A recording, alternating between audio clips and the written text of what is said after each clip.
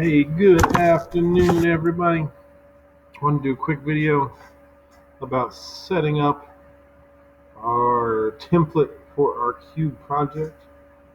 This is for those all virtual students. I'm not certain what size paper you have at home. So what we're going to do is just show you setting up the basic grid, and then we'll have to adjust to our uses. So I'm going to do one to make sure my paper is not moving around. First thing I'm going to do here is just work on gridding off this piece of paper. The paper we're working with is 8.5 by 11 inches. I'm actually going to make my grid 2 inches square. A grid of 2-inch squares is what we're going for. So I'm just going to stick this ruler on and measure on both sides of my paper and kind of see how this goes here. There, we're set up. Now what I want to do is sit my pencil down before I make my mark. That way, as I do line this up, a little shorter ruler to go. As I do line this up, since I put my pencil down first, my ruler lines right up with those edges I'm trying to make. Get something out of my way here.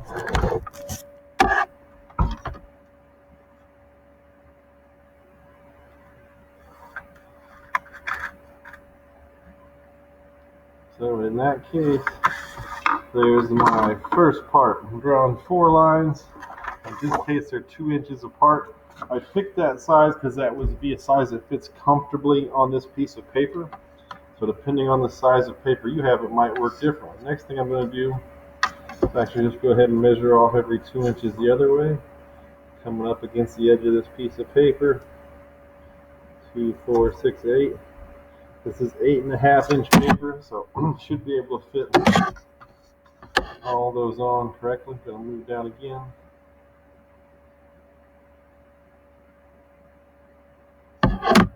So that should allow us to set up our grid here on this piece of paper.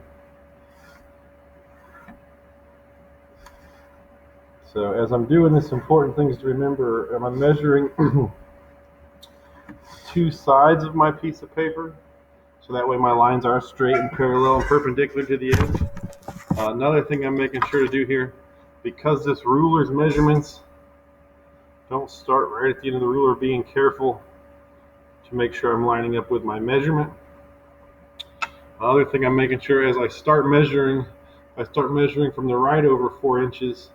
I want to do the same thing when I measure at the bottom, especially since this paper has a little bit of an overhang on it. Just want to make sure our measurements are in line. So that sets up a 4-inch grid. What we're really interested in is this cross shape coming out of the middle of this piece of paper. I'm going to just outline it darkly here. So this is really the template we're making, is this kind of cross shape right here. So when we fold up all those sides, we should get a template. So in the next video, we'll talk about how to make our flaps.